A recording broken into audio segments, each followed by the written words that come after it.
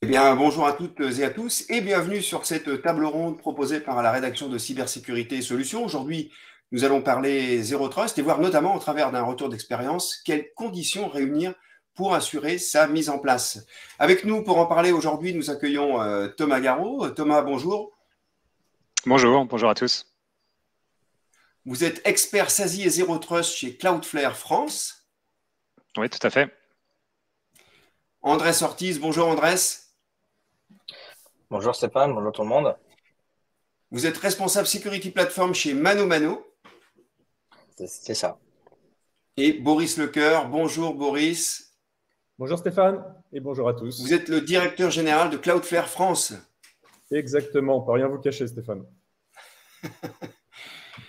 Alors aujourd'hui, concilier expérience utilisateur et sécurité relève de la gageure pour les responsables IT dès lors qu'ils doivent bâtir une architecture Zero Trust sur une informatique hétérogène. Pourtant, sans ces deux conditions réunies, le risque de voir les utilisateurs utiliser des voies détournées ou pire, subir des attaques en profitant des interstices présentes entre les solutions est quasi inévitable. Avec le ralentissement économique de 2023, face aux coûts et à la multiplicité des outils, de nombreux responsables informatiques repensent aujourd'hui le nombre de fournisseurs avec lesquels ils travaillent. Alors cette table ronde va se dérouler en plusieurs parties. Dans un premier temps, nous allons faire un point rapide sur le contexte et donner en tout cas se prêter à l'exercice d'essayer de donner une définition au Zero Trust avant de voir quels sont les enjeux qui se dégagent de tout ça. Andrés Ortiz, donc de ManoMano, nous partagera son expérience, l'expérience de sa mise en place du Zero Trust chez ManoMano. Et pour terminer, nous verrons aussi avec Boris Lecoeur, présent, donc directeur général de Cloudflare, est-ce qu'on va voir arriver dans les équipes IT un Chief Zero Trust Officer, le CZTO. Voilà, donc je vous rappelle que si vous voulez interagir, vous pouvez nous poser vos questions en direct sur le chat. On tentera d'y répondre si toutefois nous avons la réponse. Alors, pour démarrer, je me tourne vers vous, Boris Lecoeur. Donc, quand on parle de Zero Trust, on est dans quel contexte aujourd'hui? À quel besoin est-ce qu'on peut parler de technologie, d'architecture, d'approche? À quoi est-ce que ça vient répondre? Le Zero Trust, ça répond à un mouvement qui est inéluctable. Moi, j'ai la chance d'avoir vécu il y a une dizaine d'années les grandes transformations vers le cloud. Voilà, quand le passage vers le IaaS, le PaaS et le SaaS a démarré. Aujourd'hui, il y a exactement le même type de transformation qui est en train de se démarrer et on le voit.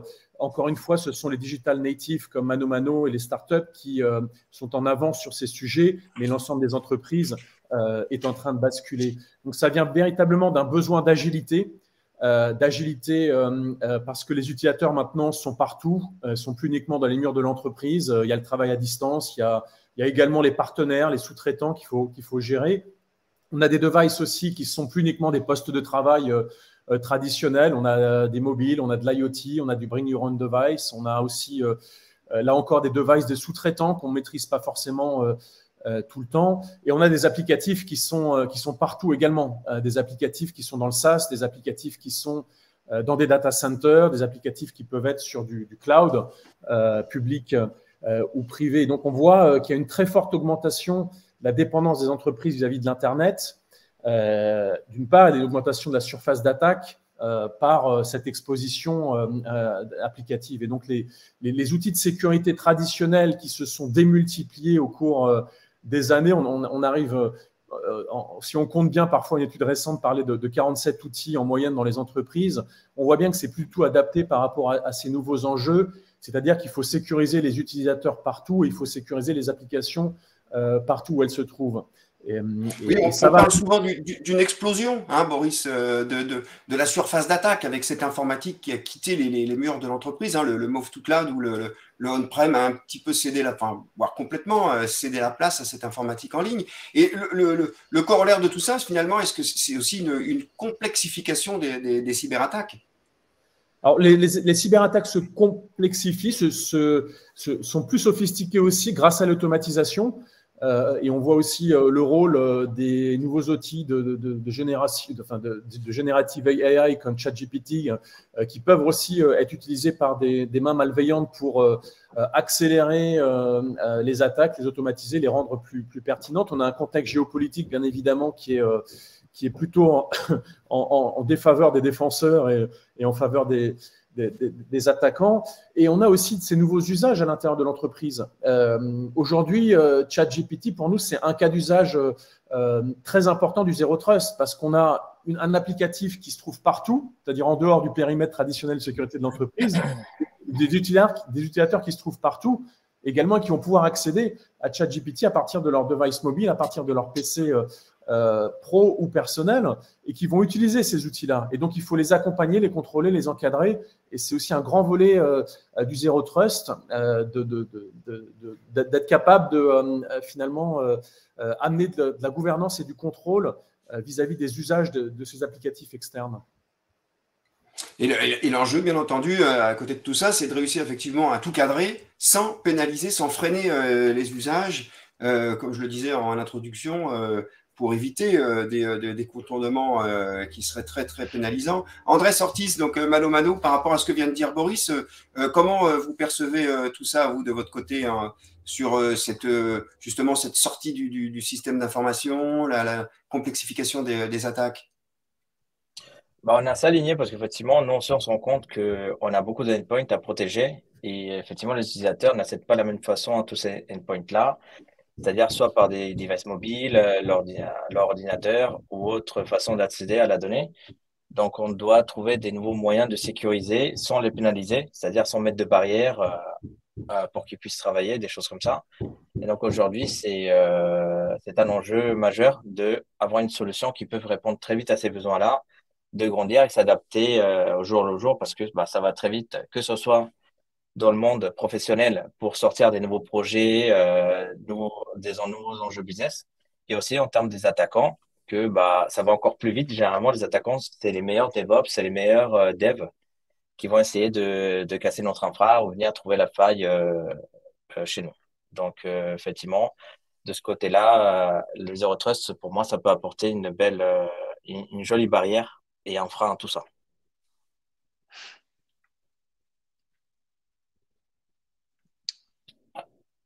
Vous êtes muté, Stéphane. Stéphane, on ne vous entend plus. On ne vous entend plus. Vous êtes muté. Oui, j'ai l'impression qu'on m'avait coupé le micro. Thomas, donc je disais, je reformule cette fois à voix haute la question, enfin de façon audible. Est-ce qu'on peut tenter vous acceptez de vous prêter l'exercice de donner une définition du Zero Trust? Tentons effectivement. Le Zero Trust, effectivement, c'est l'un de ces mots dont on entend parler de plus en plus depuis des années et chacun a un petit peu sa définition. Donc, je vais tenter la mienne. Pour nous, le Zero Trust, c'est vraiment pas un produit, c'est pas une architecture, c'est vraiment plus une philosophie. En fait, tout l'objectif, c'est comment renforcer la posture de sécurité pour prendre en compte la nouvelle donne dont Boris et Andrés parlaient tout à l'heure en introduction. En fait, le principe général, c'est de dire qu'on ne fait plus confiance à personne, on ne fait plus confiance à aucun device, à aucun réseau, à aucune application par défaut. Et on vérifie chaque demande d'accès individuellement et on ne donne accès que à l'utilisateur et la ressource qui a été demandée. Et même une fois que ça a été autorisé, on continue en temps réel et de manière continue à vérifier le comportement des connexions pour savoir ce qui se passe à l'intérieur. Donc vraiment, l'objectif, c'est d'aller le plus loin possible dans la posture de sécurité pour répondre à tous les enjeux dont on a parlé avant. Donc, après, la raison pour laquelle il y a autant de définitions, c'est que dans la pratique, ça a plein de différentes facettes. Quand on parle du coup de on ne fait confiance à rien du tout, il y a la question de qui déjà, donc arriver à identifier qui essaye d'accéder à la ressource. Donc là, on va parler de mots-clés comme l'identity management, et puis on a des fournisseurs qui ont leur définition du coup du Zero Trust sur l'angle de l'identity management. À quoi on va se connecter? Donc là encore, comme le disait Boris en intro, on va parler d'applications privées, de choses qui ont bougé dans le cloud, des applications SaaS, même des sites internet quelconques. Donc là, on va commencer à parler de network access, de CASB, etc. Donc encore une fois, on a des acteurs qui vont avoir leur propre définition du Zero Trust. On va parler du contexte dans lequel on se connecte. Donc à partir de quel endpoint? Est-ce que c'est un mobile? Est-ce que c'est un fixe? Est-ce qu'il est managé, pas managé? Donc encore une fois, on a des solutions de endpoint management, de endpoint protection, Intune, CrowdStrike pour en citer quelques-uns. Donc encore une fois, qui vont avoir leur définition du Zero Trust. Et donc voilà. Donc vraiment, l'objectif, en fait, c'est de partir du principe qu'il peut y avoir une intrusion partout et donc il faut ne faire confiance à rien du tout et tout vérifier en permanence. Et donc ça a plein d'implications sur les briques technologiques qu'il va falloir mettre en place. Et c'est pour ça qu'il y a autant de confusion actuellement sur les définitions du Zero Trust, c'est que c'est vraiment pas un produit ni une architecture, c'est une posture de sécurité, une philosophie de sécurité qui a plein de déclinaisons différentes, mais vraiment dans l'objectif d'avoir une posture de sécurité maximale pour répondre aux enjeux d'aujourd'hui. Merci Thomas. Andrés, vous confirmez cette définition? Vous voyez les choses comme ça aussi? Oui, oui, on a une vision similaire avec Thomas. Il a quasiment tout répondu. Donc, effectivement, nous aussi, on a un besoin de protéger des endpoints critiques. Donc, et surtout aujourd'hui, ça va très vite. Donc, par rapport à cette problématique-là, le Zero Trust, ça aide à répondre à ça parce que chaque endpoint a une façon différente de le protéger. Et donc, il faut amener la bonne manière de truster l'utilisateur, truster la ressource qui vient de demander une nouvelle ressource. Donc, c'est important d'aujourd'hui de ne plus faire confiance à un device ou un token pendant des heures en disant, bah, c'est bon, c'est le token parce qu'il peut être perdu, volé, ou même quelqu'un fait l'usurpation, ou une personne malveillante essaie d'accéder à des ressources que de base il n'aurait pas le droit. Le Zero Trust nous met une barrière en plus que l'applicatif en disant, OK, tu as le droit d'accéder à ces ressources-là, après l'applicatif va gérer une autre partie des ACL, mais ça met une ceinture avant ce problème logique qu'on a généralement dans les applications où on n'a pas des ACL très restreintes qu'on voudrait pour mieux gérer les droits. Merci à tous les deux d'avoir répondu à cette question pas évidente. Thomas Garou, une fois qu'on a dit tout ça, on le disait en introduction, quels sont les enjeux qui se dégagent? Alors, moi, j'aime bien essayer de catégoriser, de finalement dire que le Zero Trust, ça se décline en 3 enjeux. Il y a un enjeu technique, c'est celui le plus évident dont on parle la plupart du temps, mais il y a 2 enjeux qui sont assez importants aussi sur le Zero Trust, c'est l'enjeu opérationnel et puis l'enjeu, je dirais, un peu plus financier / contractuel.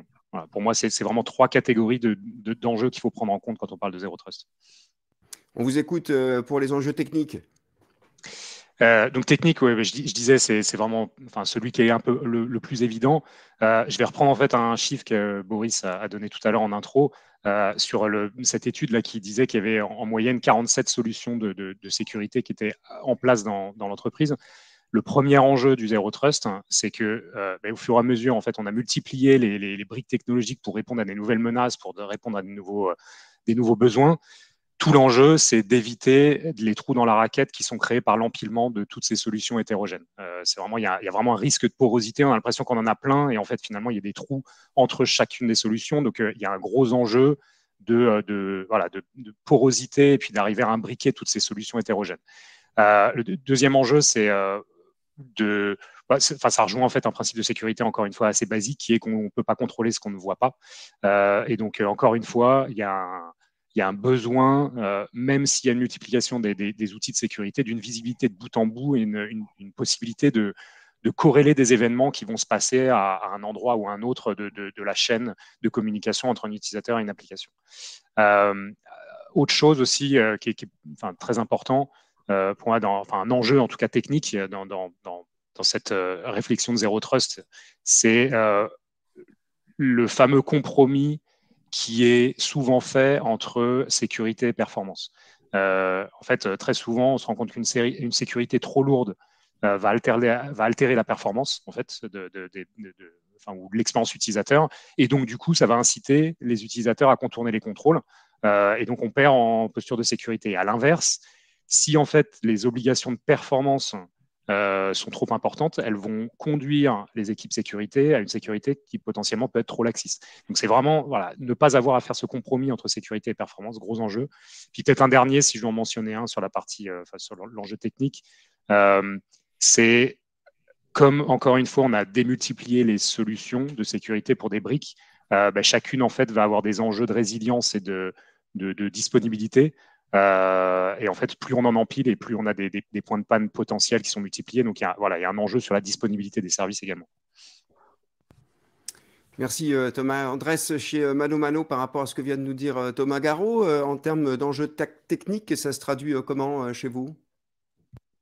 Effectivement, ça se traduit aussi par choisir la bonne solution par rapport à notre vision de Zero Trust qu'on a. Parce que choisir une solution Zero Trust, c'est la solution où on fait confiance pour nous protéger. Donc, il ne faut pas se tromper sur la solution qu'on choisit.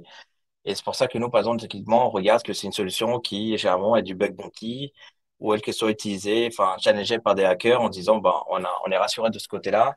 On a aussi la partie, tout ce qui est intégration et prise en main des gens. C'est-à-dire que ce soit pas un frein pour nos utilisateurs et non plus pas un frein pour gérer le support. Parce que qui dit Zero Trust, c'est le déployer sur des centaines, voire des milliers de personnes. Donc, c'est un support derrière, c'est un coût qui peut revenir très vite.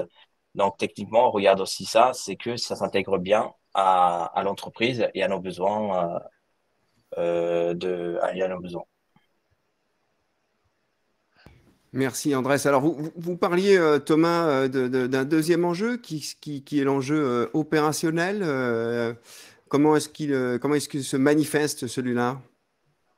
Ben, Andrés en commençait à en parler là, justement sur le point précédent. En fait, d'un point de vue opérationnel, la multiplication de solutions encore veut dire que il va y avoir une expertise requise sur chaque technologie. Donc, en fait, soit ça va se traduire comme un défi RH, enfin, ressources humaines. Il y a du recrutement à faire, de la formation, de la rétention de talent. On sait que c'est pas évident en ce moment. Soit, sinon, une obligation en fait de ne pas le faire en interne, mais de trouver un ou même des partenaires, parce qu'il n'y a pas forcément un partenaire unique, qui va fournir un service managé sur les briques technologiques qui ont été choisies. Autre chose aussi, je pense à préciser sur la partie opérationnelle, c'est qu'il y a beaucoup de solutions parmi les 47 là, que j'ai donné, même s'il y a un gros move to cloud et que la sécurité a fait partie de cette tendance, il y a encore beaucoup de solutions qui sont basées sur du matériel physique, sur des sites physiques. Et donc, en fait, tout ça s'accompagne par une complexité de maintenance. Il y a des upgrades à gérer, il y a une évolutivité à gérer, il y a voilà, tout ce qui va avec. On a même vu pendant le Covid que l'impact était énorme sur les délais d'approvisionnement. Donc, on avait certains projets qui étaient complètement arrêtés parce que en fait, les boîtiers ne pouvaient pas arriver. Donc, voilà, il y a un enjeu vraiment de complexité opérationnelle au fur et à mesure qu'on qu'on démultiplie un peu les technologies, qu'on les empile. Puis peut-être un dernier qui est un peu lié alors sur ce dont je parlais sur le défi un petit peu, je veux dire, de charge opérationnelle pour les équipes IT, c'est qu'en fait, il y a une grosse attente d'automatisation pour justement réduire la charge d'exploitation pour des équipes IT qui sont, on va dire, potentiellement de plus en plus légères et qui doivent donner en fait au business un maximum d'agilité et de rapidité, donc que la sécurité ne vienne pas être un frein au business, qu'elle puisse supporter en fait les enjeux voilà, de toutes les attaques, tout le paysage, toute l'évolution des usages dont on a parlé tout à l'heure, mais que ce soit pas un frein. Donc il y a vraiment l'automatisation, ça va être un enjeu qui est de réduire la charge opérationnelle et de donner encore plus d'agilité au business. Merci Thomas. Est-ce que c'était ce à quoi vous vouliez faire référence, Andrés, tout à l'heure, justement, sur les enjeux opérationnels chez ManoMano? C'est exactement ça, c'est l'intégration, une intégration fluide et rapide, en fait. Donc, la solution, elle puisse avoir aujourd'hui, enfin, les technos assez connus aujourd'hui, Terraform, Ansible, qu'on puisse les déployer assez rapidement sur nos infras et sur les postes de nos utilisateurs. Euh, que la solution ne soit pas une montée en compétences pénible pour les collaborateurs, donc pas pour l'IT, qu'ils doivent monter en compétences ou passer des formations sur formation pour pouvoir gérer la solution technique et aussi pour, en termes du support, que on n'ait pas une explosion du support parce que la solution fonctionne mal ou elle bloque ou elle est mal gérée. Donc, ça peut très vite dégénérer dans l'entreprise si on bloque certains endpoints critiques. Et aussi derrière la transparence pour l'utilisateur. C'est-à-dire que l'utilisateur ne soit pas pénible et au contraire, on ne change pas son jour à jour par rapport au changement de solution Zero Trust ou des politiques qu'on applique. Une question qui nous est posée sur justement le fait d'avoir une politique de sécurité IT qu'on réussit à faire accepter aux utilisateurs, les politiques voilà, qui sont souvent considérées comme pénibles à leurs yeux. Thomas, Andrés, Boris, enfin, qu'est-ce que vous pourriez répondre à cette question, Andrés, peut-être vous, de votre côté, oui. Ouais. Je peux faire un retour par rapport à nous, c'est-à-dire c'est vraiment pour l'utilisateur que ce soit le plus transparent, c'est qu'il n'ait pas plus de manip qu'avant à faire ou qu'il soit bloqué continuellement. C'est-à-dire que le Zero Trust, ça nous permet de monitorer et de fermer certains endpoints quand l'utilisateur n'a pas les bons droits. Et donc, ce qu'on a fait chez nous, c'est que c'est géré par groupe dans l'AD. Et donc, chaque manager peut mettre les personnes dans les bons groupes pour qu'ils aient les bonnes permissions, aux bonnes ressources et tout ça. C'est-à-dire qu'on a réussi à déléguer quand même la partie permission, cette responsabilité-là, la donner aux personnes qui sont responsables des ressources pour pouvoir les attribuer les autorisations aux bonnes personnes. Donc, ce qui fait, c'est que les personnes sont plus bloquées directement par l'IT, mais plutôt une question de management, s'ils ont droit ou pas le droit d'accéder à ces ressources-là. Et donc, derrière, c'est assez transparent pour eux. Et ça passe beaucoup mieux que plutôt que ça soit la sécurité a dit, ah non, on bloque maintenant tous ces points-là, on donne pas d'explication et il faut faire un ticket à la sécurité que généralement, les équipes sécurité ne sont pas nombreuses, donc ça prend un délai à répondre à ce ticket-là, à whitelister la personne, ce genre de choses-là. Donc, nous, on a choisi plutôt une stratégie de redescendre la responsabilité aux ressources qui sont accédées. Comme ça va beaucoup, c'est beaucoup plus fluide et il y a beaucoup moins de blocage de ce côté-là. D'accord. Bon, j'espère que ça répond à votre question. Une autre question qui a été posée pour Thomas cette fois, côté opérationnel, est-ce que le SOC pourrait représenter une solution devant les enjeux que vous avez mentionnés? Oui, bien sûr. Alors, le SOC fait partie des ressources opérationnelles qui vont pouvoir gérer tout ça. Après, comme je le disais, en fait, l'objectif, c'est pas ou l'enjeu, c'est de surtout pas être obligé de multiplier ou de grossir les équipes au fur et à mesure que les nouvelles solutions, les nouvelles briques technologiques arrivent, parce que, on sait que la tendance, elle est à l'augmentation des cyberattaques et à l'augmentation des vecteurs d'attaque. Donc, si à chaque fois qu'il y a un nouveau vecteur d'attaque, il y a une nouvelle technologie, et du coup, on doit réaugmenter en fait la taille du SOC pour gérer en fait ces menaces et gérer la réponse à incident, on sait que ça ne va pas être viable à long terme. Donc, oui, bien sûr. Pour moi, le SOC fait partie de la nécessité de mise en place d'un point de vue de la sécurité opérationnelle, mais il faut que le SOC s'accompagne de tout l'outillage, l'automatisation qui va aller avec, pour une efficacité sur la corrélation d'événements, sur la détection de menaces, sans que ce soit par multiplication humaine, mais que ce soit par une bonne utilisation de la technologie. D'accord, merci. Bon, effectivement, pas la solution, mais une des solutions. On va reprendre. Merci en tout cas pour vos questions. N'hésitez pas à les poser. Comme vous l'avez vu, on essaye d'y répondre.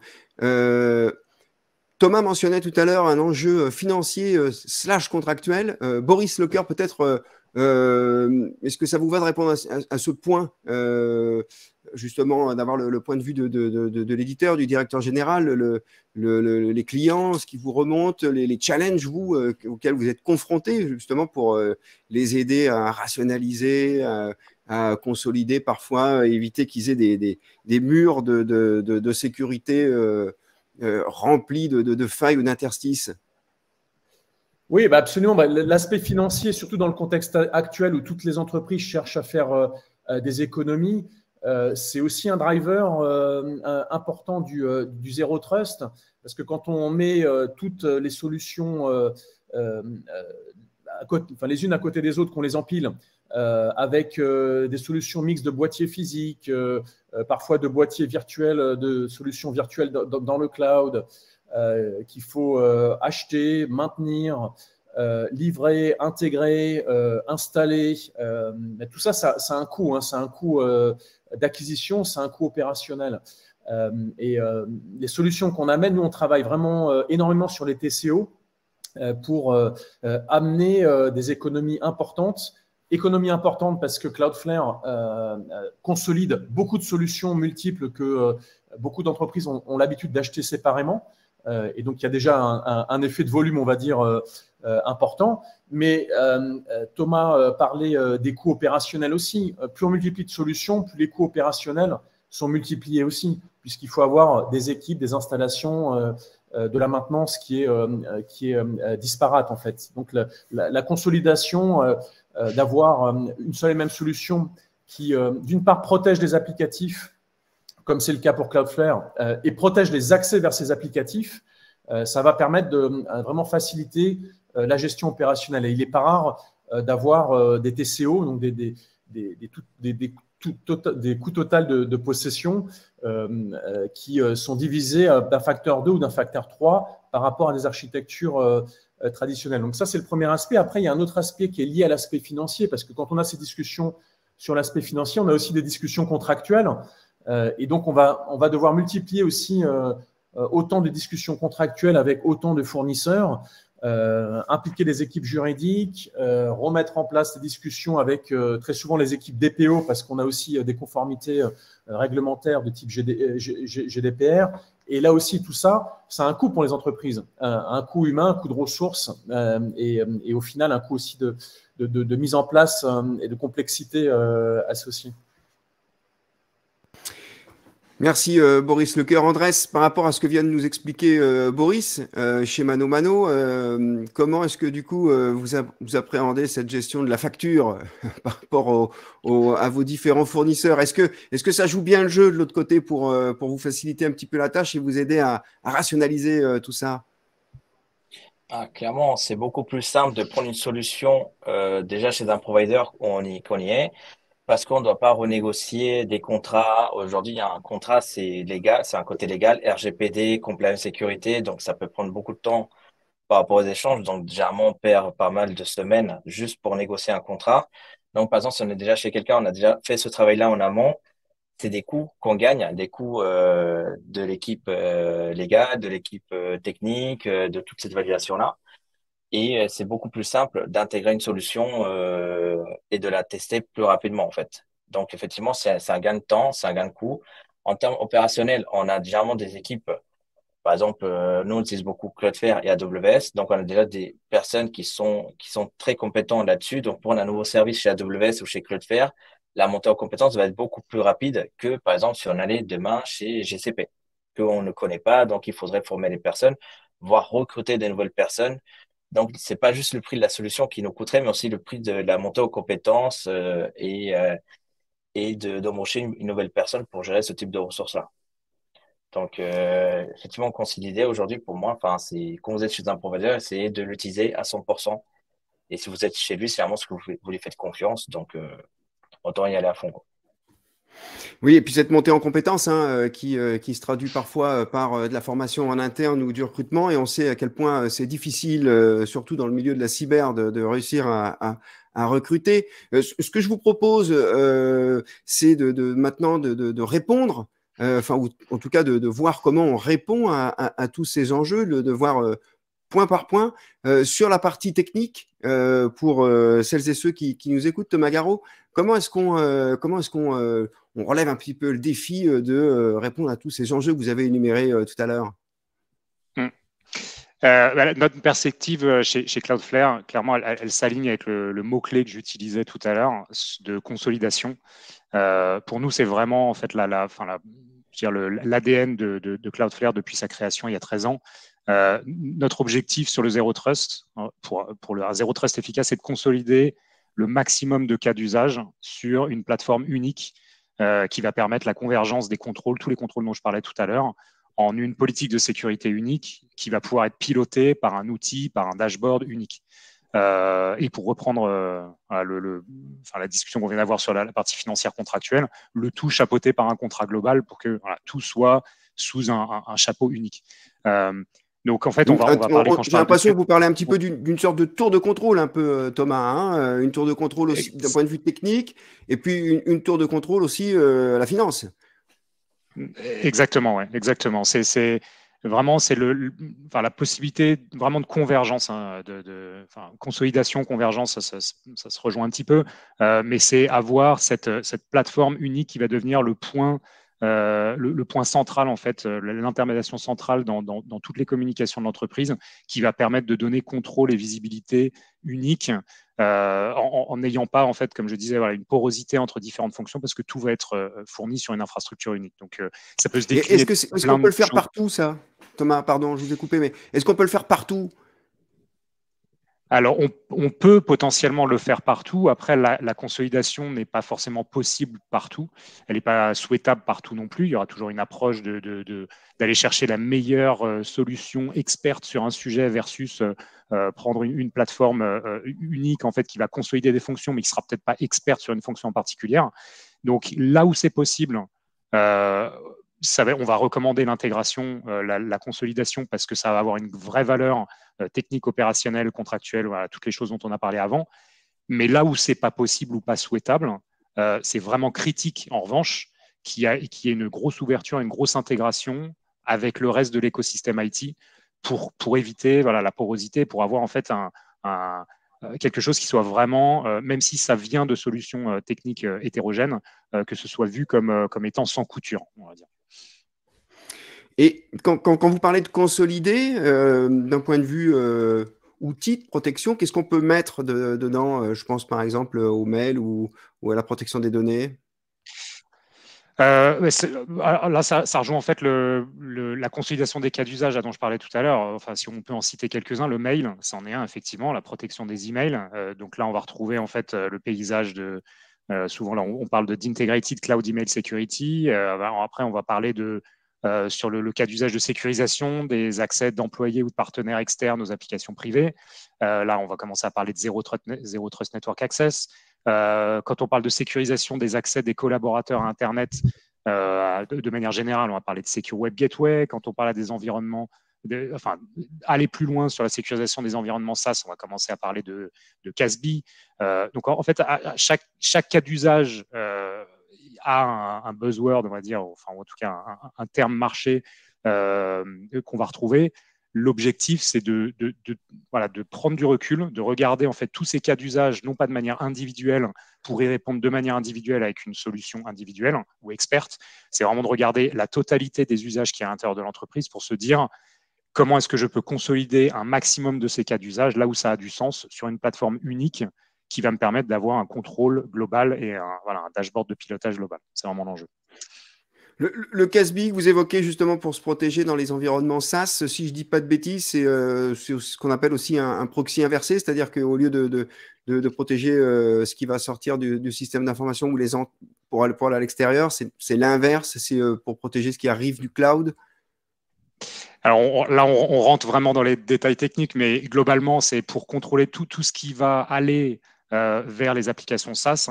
Donc typiquement, dans les gros usages Office 365, Google Workspace, c'est de pouvoir contrôler en fait toutes les interactions entre les utilisateurs et puis ces applications. Et c'est pouvoir même aller plus loin, c'est de voir ce qui se passe à l'intérieur de ces environnements SaaS pour voir les usages qu'en font les utilisateurs, parce que toutes les données ne sont pas forcément en transit entre les utilisateurs et les clouds. De temps en temps, il y a des choses qui se passent à l'intérieur des clouds, des modifications de permissions sur des fichiers, de l'exposition de fichiers en partage public, etc. Donc, c'est vraiment donner des contrôles aux entreprises sur ce qui se passe à l'intérieur des environnements SaaS qui ont explosé ces dernières années et qu'on ne peut pas ignorer. D'accord. Bon, et ça, j'imagine effectivement que ces accès, il y a la possibilité de bien les paramétrer pour que tout ça se soit, comme le disait Andrés, tout à fait transparent pour l'utilisateur et qu'il soit pénalisé justement dans sa performance que vous évoquiez, Thomas. Par rapport à ce que justement vient de nous dire Thomas Garot, Andrés Ortiz chez Mano Mano, cette consolidation technique, est-ce qu'il y en a une? Est-ce que vous avez dû la prendre en charge? Parce que si je ne dis pas de bêtises, vous êtes chez Mano Mano depuis 2 ans. Comment ça s'est traduit ou comment ça se traduit actuellement? C'est exactement ça. On essaie d'avoir une cohérence technique de facturation aussi, facturation légale, tout ça.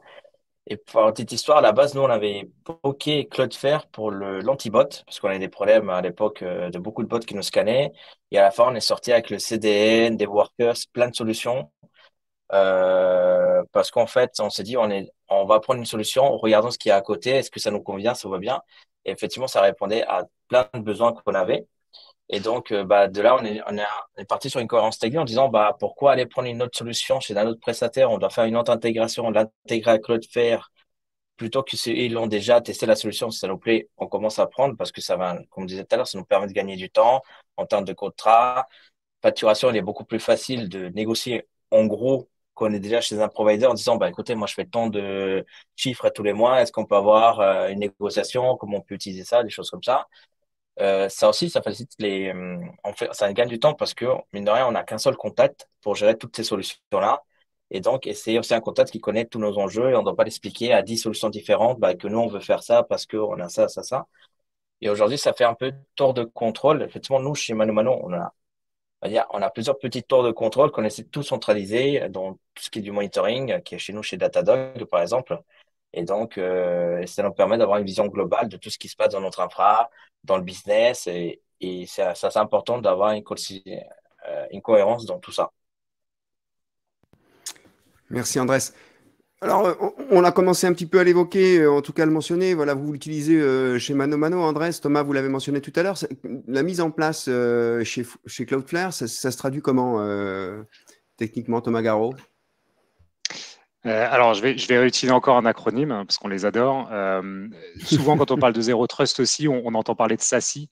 Donc, autant le Zero Trust, comme j'en parlais tout à l'heure, pour moi, vraiment, c'est une philosophie, c'est voilà, comment améliorer la posture de sécurité. Le SASI, c'est un principe d'architecture donc, qui a été défini par Gartner il y a quelques années maintenant. Et eux-mêmes le décrivent comme étant… Access Service Edge, hein, c'est ça, hein, tout à fait, les bordures. Ouais, tout à fait. Ouais. Et donc, c'est un concept d'architecture distribuée de réseau et de sécurité. Et en fait, Gartner, quand ils l'ont décrit, explique qu'une architecture SASI permet de faciliter la transition vers une posture de Zero Trust. Donc, nous, en fait, c'est la déclinaison de l'accompagnement Zero Trust de nos clients, c'est à travers une architecture SASI. Donc, qui correspond, avant même l'existence du terme par Gartner, ça correspond complètement au principe d'architecture de la plateforme Cloudflare depuis son existence, qui repose en fait sur 3 piliers.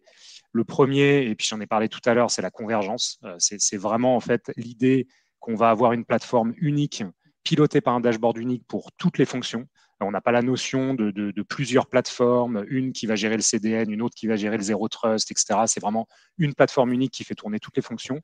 On a aussi une notion que, en fait, c'est pas juste… Enfin, quand on parle de convergence, c'est que les fonctions, elles sont nativement intégrées à l'intérieur de la plateforme et que finalement, en fait, chaque fonction va enrichir les autres. Donc, à chaque fois qu'on crée une nouvelle fonction, elle est dans le même stack software et elle va en fait interagir avec les fonctions existantes pour renforcer la posture de sécurité globale. Donc, il y a vraiment en fait un ADN de dire on ne fait pas que empiler des fonctions, on crée une plateforme la plus unifiée possible, la plus intégrée possible pour avoir une posture de sécurité renforcée. C'est le premier pilier. Le deuxième, c'est que depuis notre existence, on a beau être une boîte de sécurité, on est des experts en réseau, ce qui nous permet en fait de promettre un zéro compromis entre sécurité et performance. En fait, encore une fois, dans l'architecture SASI telle que décrite par Gartner, il y a la notion de distribution de la fonction de réseau et de sécurité.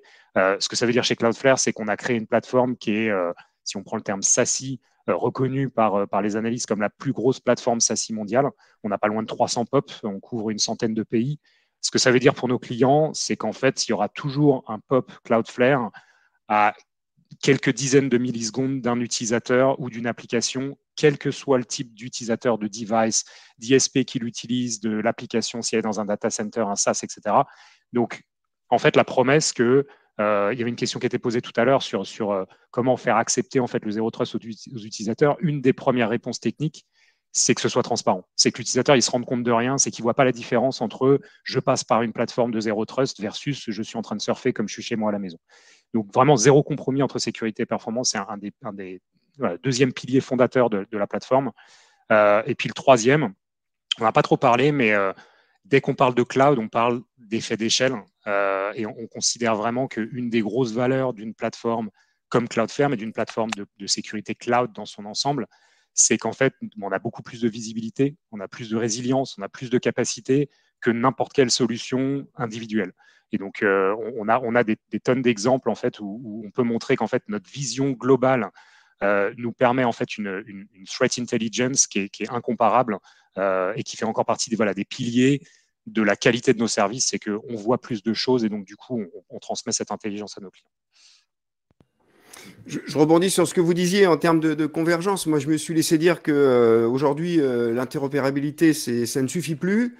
Il faut de l'interaction. Hein. Vous parliez de fonctions qui s'enrichissent. Il faut que les applications puissent dialoguer entre elles, se nourrir des informations des unes des autres pour réussir à donner à cette tour de contrôle finalement un maximum d'informations pour qu'elle puisse être traitée. Alors, une question qui nous est posée justement sur l'intelligence artificielle, est-ce qu'elle peut se révéler être une aide pour mettre en place et gérer une stratégie Zero Trust? On lui demande tout à l'intelligence artificielle maintenant, attention. Non, effectivement, de toute façon, ça fait partie des choses qui sont très largement utilisées dans tous les nouveaux outils. Un exemple que je peux vous citer chez nous, c'est l'intelligence de notre Web Application Firewall, donc qui va en fait regarder en fait toutes les requêtes qui sont derrière les sites web qu'on protège utilisent l'intelligence artificielle pour arriver en fait à repérer des déviations par rapport à des modèles, par rapport à des connexions. Et il y a un scoring qui est créé par ce moteur d'intelligence artificielle entre 0 et 100, entre ce qu'on considère être une attaque légitime, une requête légitime ou une attaque. Et en fait, on améliore ce moteur par rapport à toute la visibilité qu'on a globale sur toutes les requêtes qui sont faites. On a quand même 20% des sites web qui sont derrière Cloudflare, donc on a une énorme visibilité. Et au fur et à mesure qu'on voit ces choses-là, ça alimente le moteur d'intelligence artificielle pour qu'il y ait en fait le moins de paramétrage fixe ou statique à faire par des administrateurs, mais que ce soit la plateforme qui…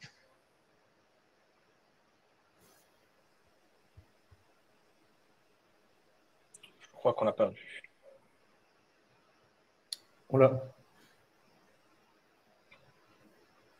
On a perdu Thomas et on a perdu Stéphane. Thomas. Stéphane est là, mais on ne l'entend pas. Stéphane? Est-ce que vous m'entendez? Oui. Là, oui.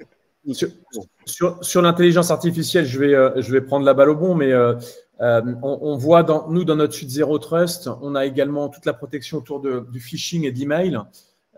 Et on a des outils qui apprennent sur le comportement des utilisateurs, sur leur interaction, sur la manière d'écrire des emails et qui sont capables de détecter toute déviation, notamment quand il s'agit d'attaques sophistiquées qui vont être des emails qui vont être préparés longtemps à l'avance, qui vont cibler une personne particulière, Andrés Ortiz de Mano Mano, parce qu'on sait que c'est une personne qu'il faut cibler avec tout un travail qui est fait, et donc qui vont écrire des emails qui sont très proches d'un email véritable, avec des noms de domaine qui peuvent être même des noms de domaine qui ont été récupérés ou volés ou très proches d'un autre domaine dans lequel on va utiliser des caractères, des jeux de caractères sur lesquels on ne va même pas s'apercevoir quand on lit que c'est un mauvais nom de domaine. Et là, l'intelligence artificielle, elle s'enrichit beaucoup du comportement des utilisateurs pour bloquer tout comportement suspect. Pareil dans la partie CASB, en fait, on va retrouver des comportements. Tout d'un coup, si un utilisateur se met à télécharger des données massives d'un Salesforce, alors que d'habitude, il a un comportement nominal sur lequel il a très peu de téléchargements, eh bien, on va… oui, là, il y a un problème. Comportement suspect, Voilà. Merci pour cet éclairage. J'espère qu'on aura répondu à votre question. Andrés, justement, vous, on va répondre par la même occasion à la question qui nous a été posée tout à l'heure sur la volonté d'avoir un retour d'expérience mano-mano. C'est le moment. On vous donne le micro, Andrés. Vous, comment ça se traduit chez vous? Par exemple, on avait un besoin sur une application de donner accès à des personnes externes. Sauf que c'est une application qui était assez legacy. Et donc, un coût de développement pour faire des ACL, donc des permissions dédiées aux personnes externes, était assez compliqué. Et ça allait devenir très coûteux. Donc, ce qu'on a fait, on a mis en place le Zero Trust pour autoriser l'accès à l'application, mais que sur certains chemins qu'il avait le droit d'y aller, en fait. Et donc, ça nous a permis, en fait, de gagner du temps parce que la mise en place du Zero Trust, ça se fait très rapidement avec du Terraform. Je crois pour une application, ça nous a pris 1h30, 2 heures à le déployer. Et donc, les personnes avaient très rapidement accès à l'application. Et nous, on était sereins parce qu'on savait qu'il avait le droit à telle ressource, à tels endpoints, qu'il avait le droit de taper et pas les autres parce qu'ils étaient déjà protégés par du Zero Trust et qu'on n'autorisait pas ce genre de personnes-là à taper ce type de endpoint. Donc ça, c'est une utilisation qu'on a fait chez nous et que on a commencé à l'utiliser de plus Zero Trust parce que ça nous aide à combler un manque de sécurité où on n'a pas le temps ou le budget pour développer la solution côté application ou back-office ou côté plateforme. D'accord, merci Andrés. Alors, on est un petit peu en retard, donc on va essayer d'aller un petit peu plus vite peut-être pour la suite. Thomas, sur la partie opérationnelle, qu'est-ce qu'il faut faire? Est-ce que vous êtes là, Thomas? On a perdu Thomas.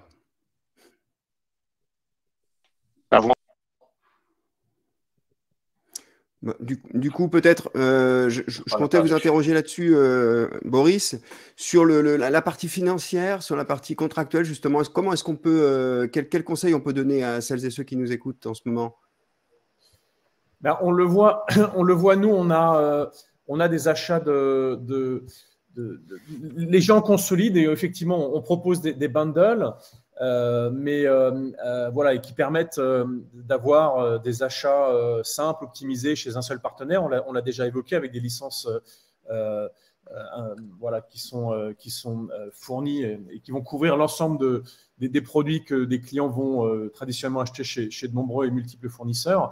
Mais en même temps, chez Cloudflare, il y a une flexibilité totale sur les souscriptions. Chaque brique peut être souscrite individuellement et ces bundles sont créés pour une optimisation financière. Il y a zéro obligation. En moyenne, chaque client Cloudflare utilise plus d'une dizaine de produits qu'on a évoqués précédemment. On sait pas forcément par quoi il va commencer. Thomas mentionnait toute la partie protection applicative qu'on fournit, donc la partie WAF, protection WAF, DDoS contre les bots qui était évoqué par Andrés, qui était là aussi un sujet qui a été regardé par Mano Mano. Mais on peut très bien également démarrer sur du Zero Trust également. Hein. On a des clients qui démarrent sur le Zero Trust et après viennent sur la protection applicative qui est fournie par Cloudflare. On a des clients qui démarrent sur notre solution d'anti-phishing élaborée, hein, Area One, et qui ensuite vont protéger les accès utilisateurs. Il ne faut pas oublier que les emails, c'est pour 91% c'est le point d'entrée des hackers dans 91% des cas. Donc, ça reste un trou dans la raquette qui n'a pas été trop zéro trustisé, si je peux l'utiliser. Donc, nous, on l'a inclus dans ces concepts de zéro trust. On a, d'un point de vue plus pragmatique, on a même des plans gratuits. Il y a pas mal de sociétés, notamment tech, hein, qui souhaitent tester les fonctionnalités tout seuls avant d'acheter. Donc, on a 50 utilisateurs gratuits pour les suites Zero Trust et beaucoup de clients réalisent des POC seuls avant de nous contacter. Voilà. Et d'ailleurs, je pense que c'est un gage d'avoir des solutions qui sont 100% cloud native. Ces solutions qui permettent à un client de démarrer tout seul montrent que les solutions sont complètement automatisées et finalement déployables dans le cloud. Après, on a parlé le bénéfice d'avoir un contrat unique, mais il y a aussi un autre bénéfice, c'est tout ce qui est audit de conformité. Dès qu'on parle de sécurité, on va avoir un certain nombre de normes, on va avoir un certain nombre de certifications. On va avoir même parfois des questionnaires de sécurité propres à chaque entreprise. Et là encore, d'avoir un seul vendeur qui est certifié. Alors nous, on est certifié sur 27001, 27701, 27018 qui traite du traitement de la donnée personnelle, la SOC 2, PCI DSS. On vient d'avoir la certification EU Cloud Code of Conduct. Et donc, je dirais en une pierre, on va voilà, faire plusieurs coups et avoir la capacité à passer ces audits-là une seule fois et valider tout l'aspect réglementaire et sécuritaire une seule fois et pas avoir à le faire chez de multiples fournisseurs. Et ça aussi, c'est des gains qui sont importants pour nos clients dans les déploiements et dans les choix de solutions également. On peut mentionner Nice 2 hein, aussi, hein, qui va jeter un pavé dans la mare aussi en termes de refonte et de validation des systèmes de sécu et Dora, hein, qui elle, va s'occuper de chapeauter toute la partie finance, assurance. Thomas, est-ce que vous êtes revenu? Est-ce que vous êtes là? Alors, très bien. Oui, si vous m'entendez bien, mes problèmes techniques sont résolus. Est-ce que du coup, on peut répondre peut-être à cette partie opérationnelle qu'on avait évoquée tout à l'heure? Comment est-ce qu'on fait quels conseils on peut donner à celles et ceux qui nous écoutent en ce moment? Comment est-ce qu'on peut régler ça? J'ai commencé à en parler tout à l'heure sur la réponse opérationnelle, c'est que en fait, en fournissant une plateforme convergée, une plateforme sécurité unique, on va avoir un effet d'échelle sur la sécurité, l'intelligence dont je parlais, qui est dérivée de notre visibilité mondiale. L'exemple qu'on aime vraiment rappeler, c'est la manière dont on a traité l'incident Log4j il y a un an et demi maintenant, sur lequel, en fait, entre le moment où on l'a détecté et le moment où on l'a patché pour l'intégralité de nos clients, il s'est passé 4 ou 5 heures. Donc, ça montre à quel point, non seulement, en fait, notre visibilité nous a permis de voir ça avant tout le monde, et puis après, en fait, voilà, on a eu une réactivité qui a fait qu'on a pu déployer un patch très, très rapidement pour nos clients. Donc, c'est vraiment la promesse de simplification opérationnelle parce que tout fonctionne en mode cloud et qu'on prend la responsabilité de la haute disponibilité, de la résilience, des montées de version, etc. Et on enlève cette complexité opérationnelle pour nos clients. Donc ça c'est la première chose. Et puis après, voilà, le fait d'avoir en fait un outil de pilotage unique, Andrés en parlait tout à l'heure, le fait d'avoir à ne pas avoir à former en fait des équipes IT, des équipes sécu sur des nouveaux clients, sur des nouvelles technos, pardon, ça montre en fait enfin, ça se traduit par une baisse significative de charges d'exploitation. Donc, on a régulièrement des clients, quand ils consolident avec Cloudflare, qui nous traduisent des baisses significatives du nombre de personnes dans l'équipe pour gérer en fait les solutions qui ont été convergées. Voilà. Puis la dernière chose, puisque c'est un mot-clé qui avait été donné, et puis Andrés en a parlé aussi, sur l'automatisation, il parlait de Terraform tout à l'heure pour la programmabilité, c'est qu'on a eu une volonté dès le départ de laisser en fait notre plateforme complètement ouverte et on a 100% en fait des fonctionnalités qui sont ouvertes en API, la grande majorité qui peut être programmée à travers des templates comme Terraform. Et ce que ça veut dire, c'est qu'on a certains de nos clients qui finalement, on leur offre un dashboard, on leur offre des analytiques, mais ils ne les touchent même pas puisqu'ils ont complètement intégré en fait notre plateforme en mode infrastructure as code, complètement piloté par leurs propres outils. Et donc du coup, en fait, voilà, pour pouvoir être beaucoup plus agile, beaucoup plus réactif, parce que cette plateforme elle va être complètement intégrée à l'intérieur de l'écosystème, elle va pouvoir piloter de manière complètement programmatique. Merci Thomas. Alors une question que j'ai envie de poser à Andrés, personne ne nous l'a posée, peut-être que nos auditrices et nos auditeurs sont timides sur ce point. Est-ce que quand on évoque le fait de tout centraliser, de bundle, Andrés, est-ce qu'il n'y a pas un risque de dépendance aux partenaires technologiques? Oui, clairement, on a un risque de dépendance technique et même financière par rapport à ça. Mais par rapport aux enjeux économiques aujourd'hui, moi, je suis arrivé chez Malmano, on parlait du multi-cloud, de avoir plusieurs serveurs sur plusieurs régions pour répondre au plus vite, tout ça, mais c'est une question de coût aussi. Et donc, ce coût est plus grand et vu la tendance économique, on veut réduire les coûts. Donc, ce qu'on fait, on reste généralement sur un seul provider pour optimiser les coûts. Ça fait une dépendance, mais c'est quelque chose à réfléchir en disant, OK, si je prends cette technologie, demain, je veux partir. Quels sont mon ticket de sortie? Combien je vais devoir payer pour aller chez un autre provider ou autre chose? Et tout ça, ça s'analyse. Et comme le disait Thomas, Cloudflare est assez ouvert aujourd'hui. De mon point de vue, on n'a pas vraiment beaucoup de briques qui nous bloquent. On va changer de service, on va changer de performance, on va changer de plein de choses, mais ça, c'est normal quand on change de solution. Donc, c'est comme changer de voiture. Si on ne prend pas la même, il y a des changements et il va falloir s'adapter par rapport à ça. D'accord. Merci pour cette précision, Andrés. On arrive au terme de cette table ronde. On va la conclure par une question que je vous adresse, Boris Lecoeur. On a parlé justement de l'opérationnel qui peut être résolu en partie, en tout cas par des enjeux techniques qui ont été bien cadrés pour mettre entre les mains des équipes, en tout cas des outils qui leur permettent de mieux s'organiser, d'éviter la déperdition de compétences, de monter en charge de dernière minute. Vous avez eu cette idée du Chief Zero Trust Officer qui pourrait éventuellement rejoindre les équipes, alors les équipes IT, les équipes de la DSI ou l'équipe du RSSI. Est-ce que vous pouvez nous en dire un petit peu plus?